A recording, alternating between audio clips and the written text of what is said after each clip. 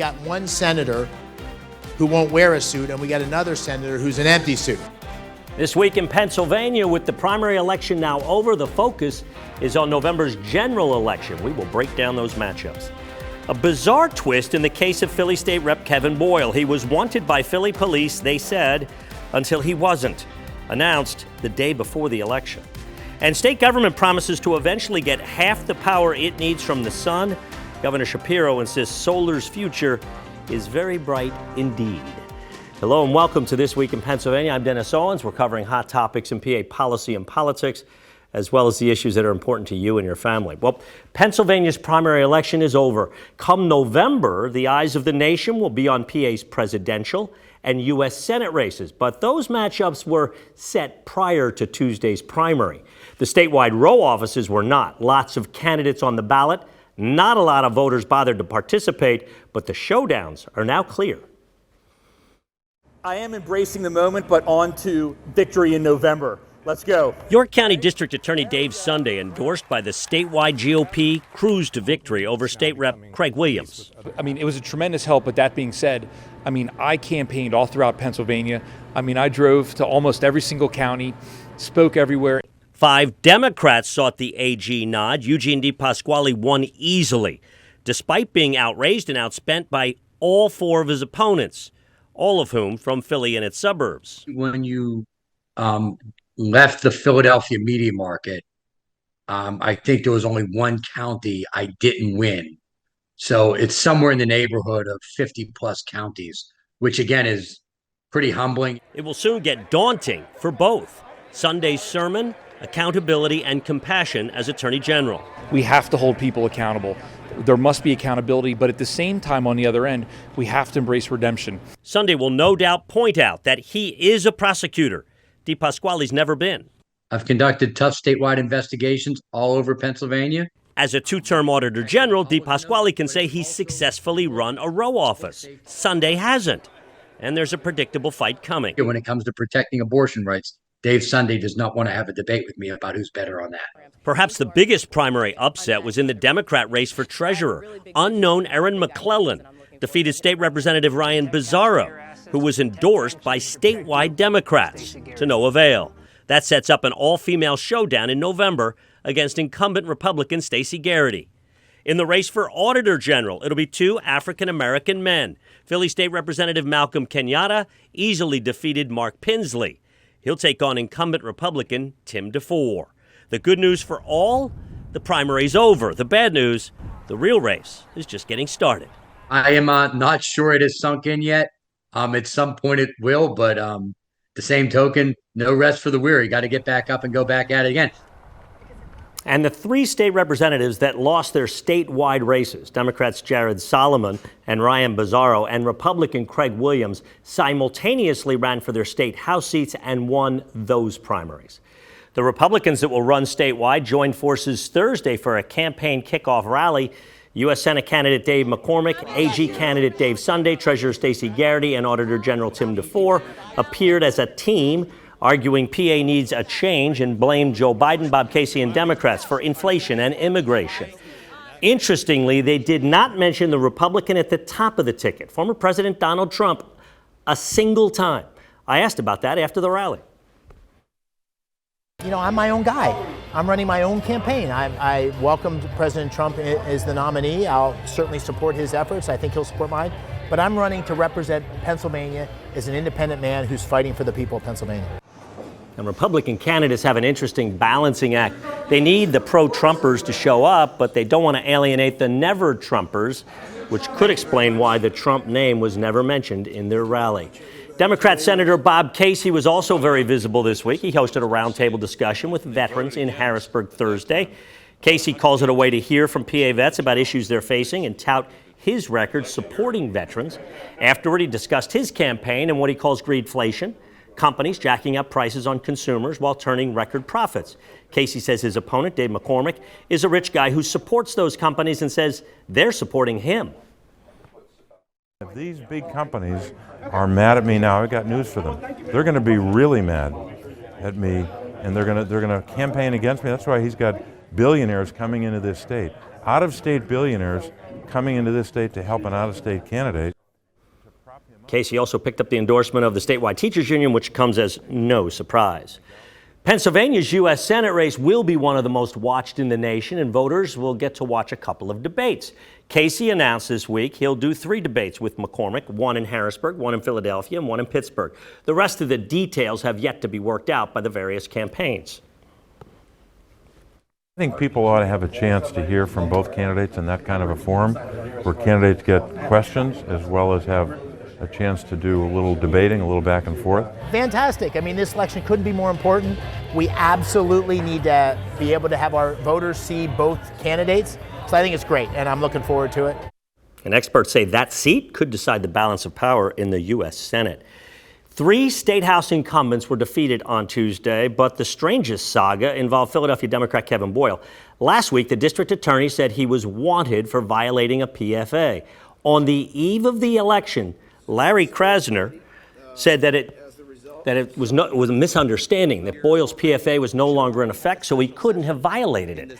Therefore, a warrant should not have been issued. Krasner called it an honest mistake, but the damage was done after a week of reporting that Boyle was, in fact, a fugitive.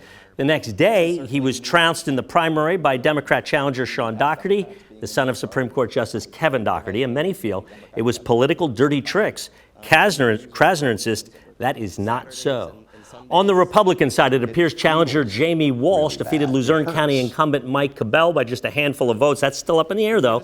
Blair County's Jim Gregory was defeated by Scott Barger. Gregory may be paying the political price for crossing party lines and nominating Democrat Mark Rozzi for Speaker in that ill-fated arrangement.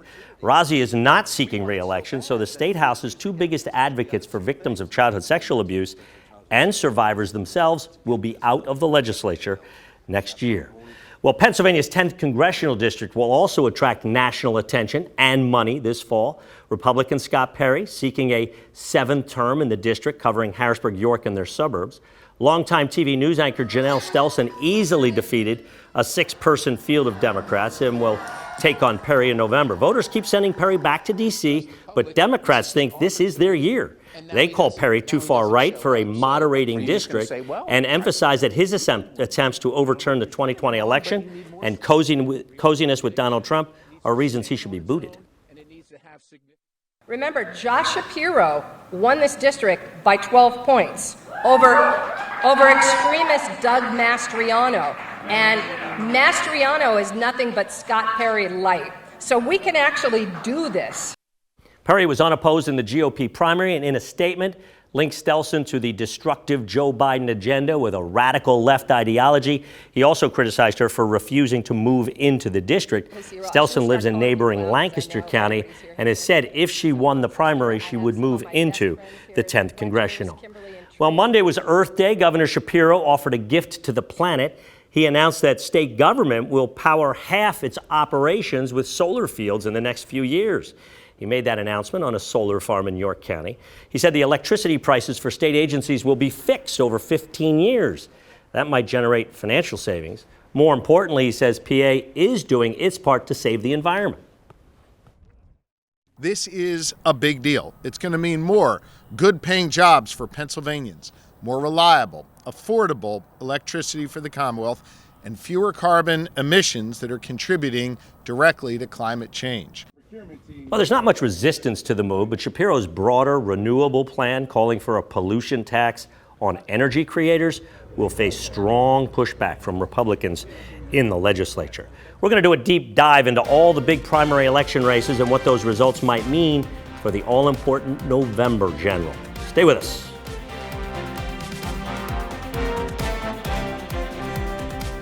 This PA Chamber Minute is paid for by the Pennsylvania Chamber of Business and Industry. Welcome. With us today is Senator Greg Rothman to tell us about important legislation that he is working on to make Pennsylvania more competitive. Thanks, Luke. For many, starting and owning a business is the American dream. It takes hard work, grit, and determination, and it can take a while to turn a profit. In those first few years, it's common for new businesses to operate at a loss.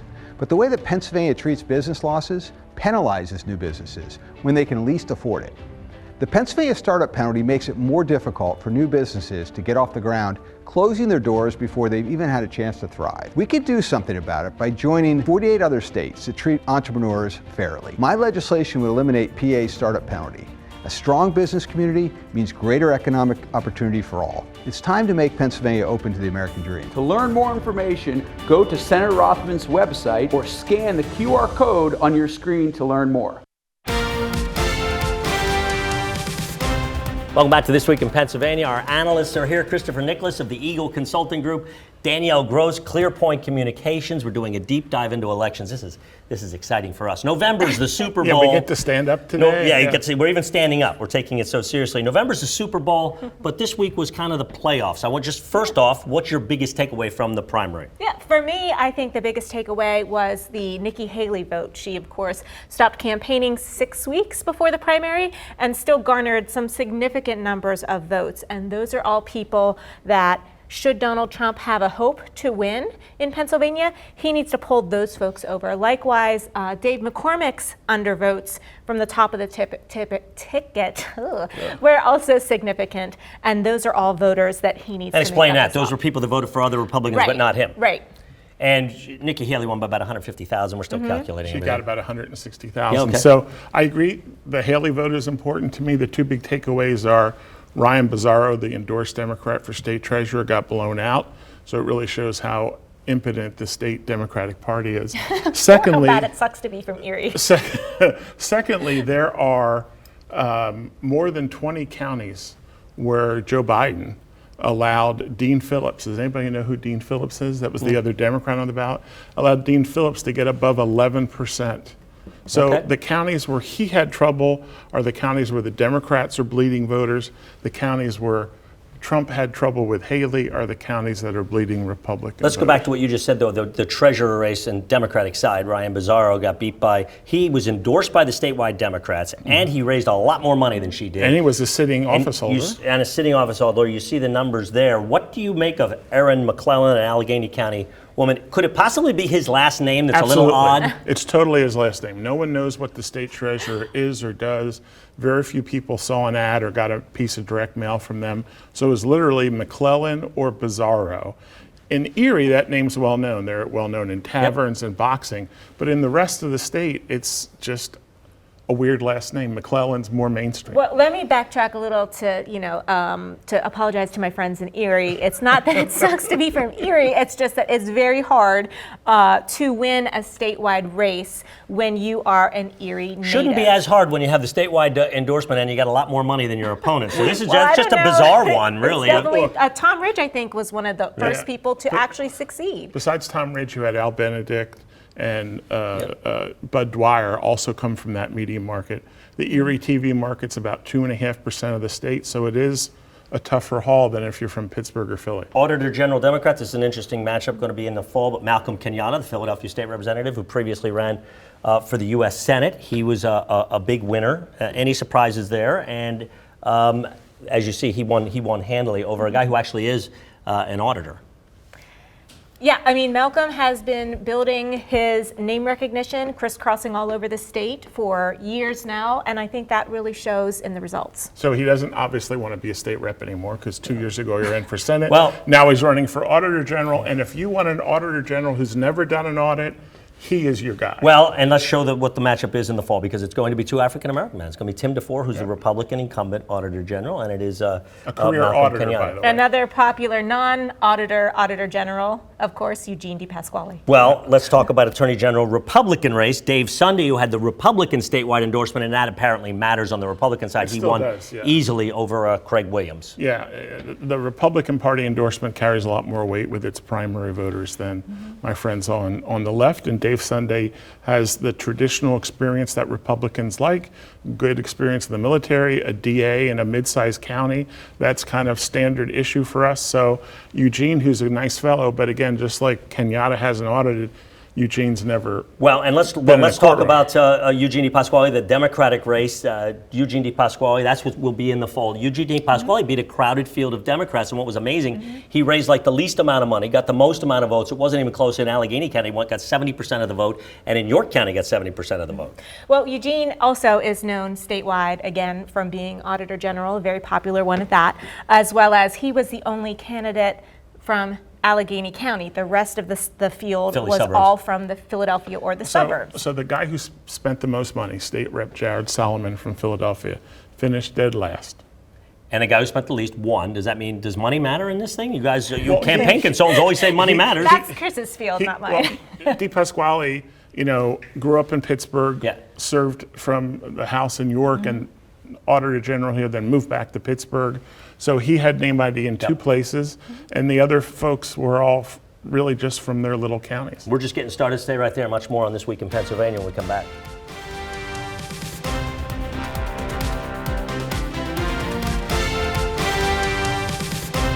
Welcome back to This Week in Pennsylvania. More with our analysts, Chris and Danielle. We don't just talk about the 10th Congressional because it happens to be the district we're in right now, but it is got kind of the eyes of the nation on it. Scott Perry, the Republican incumbent, looking for a 7th term. He's been elected 6 times.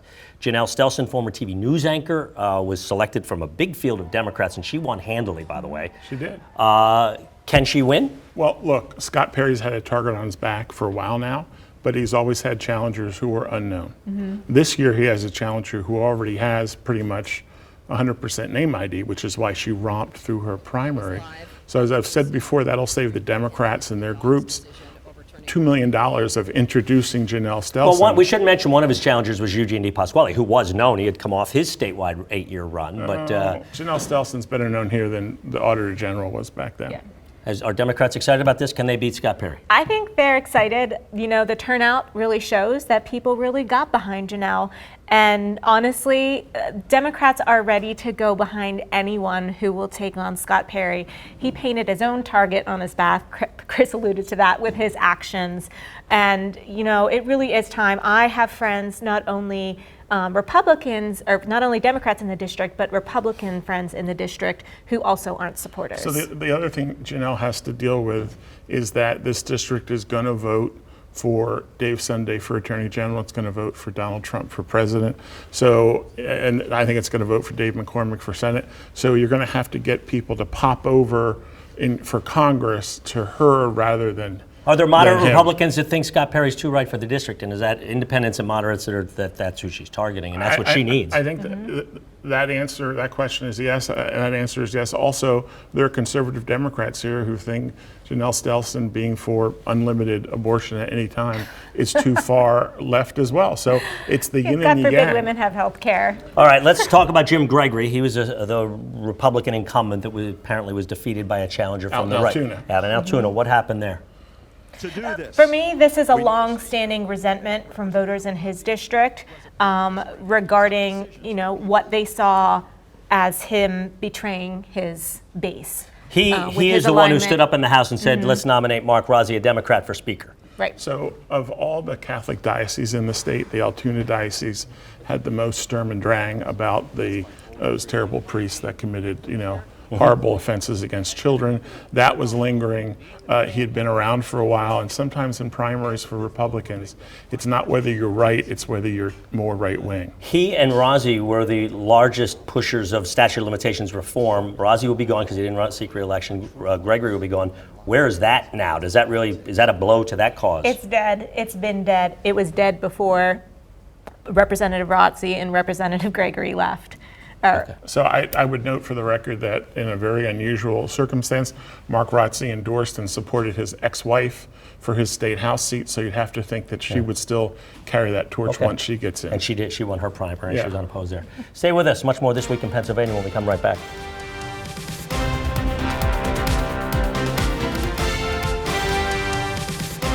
Welcome back to This Week in Pennsylvania. More with Chris and Danielle talking about the primary election, which at the top of the ticket was mostly a sleeper. The U.S. Senate and presidential race were set, so we didn't really have anything. It was solved. But come November, that's going to be huge. So let's start with the Senate race. Bob Casey, the incumbent, looking for a 4th term against Dave McCormick. And Bob Casey admitted this week this will be his toughest challenge yet. So he has a very well-credentialed challenger. The political environment is not leaning one way or the other, so it's kind of even Steven. He hasn't had that before. Casey's had the good luck to run in really good years for Democrats. There's going to be a lot of outside action from different groups supporting and opposing both. Same with President. So if you didn't see enough TV ads the last couple of weeks, get ready for the last 3 months in general. So this will be, I think, the most, I think it's the toughest Democratic reelect in the country. There may be other seats that are open seats, but this is, in terms of keeping a Democrat, the biggest one. And that may be true, but the Casey name is still the gold standard in Pennsylvania, isn't it? Yes, and the senator, despite Mr. McCormick's allegations to the contrary, has a great track record to back up his public service. It's kind of hard to come in and say you've done nothing for Pennsylvania when you've lived in Connecticut and still live in Connecticut. And also I think McCormick's support of Trump will drag him down. He has pledged that he will support Trump. He has flip-flopped. He said on this stage he supported very limited exceptions to abortion.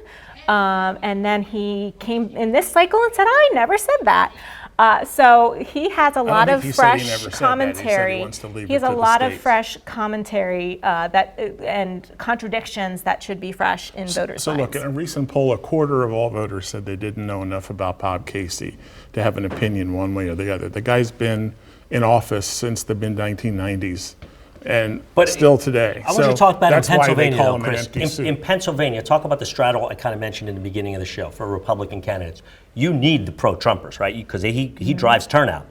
But you don't want to alienate the people that really can't stand Donald Trump, right? Is that a difficult thing? Well, it's the same thing on the other side. Casey needs the people who really like Joe Biden, but he also needs people who don't like Joe Biden. So both candidates, both nominees have to deal with potentially troublesome top of the ticket. I think McCormick has a harder row to hoe there. Yeah. And then just quickly, Biden-Trump, what are we seeing as we're here right now? I think it's going to be within a point or two for months. I think we'll see what happens in the trials and tribulations. Third-party candidates. Most polls show that hurts Biden. Well, we won't know till the first Tuesday in August here if they've made the ballot. So that's a little premature to have that conversation here yet, Dennis. Okay. Thanks so much for watching This Week in Pennsylvania. If you missed any of this show, you can watch it all and all of our shows on thisweekinpennsylvania.com. We sure hope to see you right here next week on This Week.